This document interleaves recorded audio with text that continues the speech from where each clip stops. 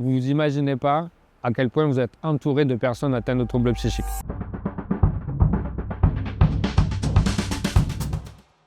Winston Churchill, on le connaît tous pour son rôle dans la Seconde Guerre mondiale, mais on connaît moins sa vie personnelle et notamment le fait qu'il était atteint d'un trouble bipolaire.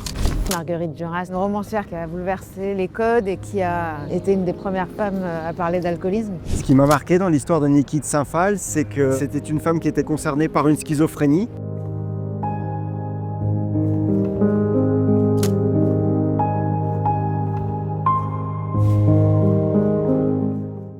Quand on m'a annoncé mon diagnostic, j'ai trouvé beaucoup d'informations et notamment que Jean-Jacques Rousseau avait vécu le même trouble. Sachant que je suis moi-même concerné par un trouble psychique et que j'ai vu comment elle a transformé cette violence en art, ça m'a beaucoup intrigué. Blaise Pascal, c'est quelqu'un que j'ai rencontré à travers mes études. Qu'on sait moins de lui, c'est qu'il avait un stress post-traumatique. J'ai pas choisi ce qui m'est arrivé, mais on peut choisir ce qu'on en fait.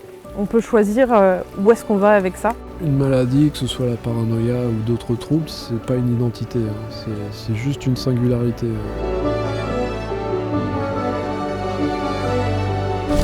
On la connaît moins pour les problèmes dont elle souffrait de dépression. Vivre avec un trouble psychique n'empêche pas de réussir sa vie. Je me suis senti moins seul de savoir que c'était une maladie relativement banale quelque part, que ça pouvait arriver à n'importe qui, même à des gens illustres.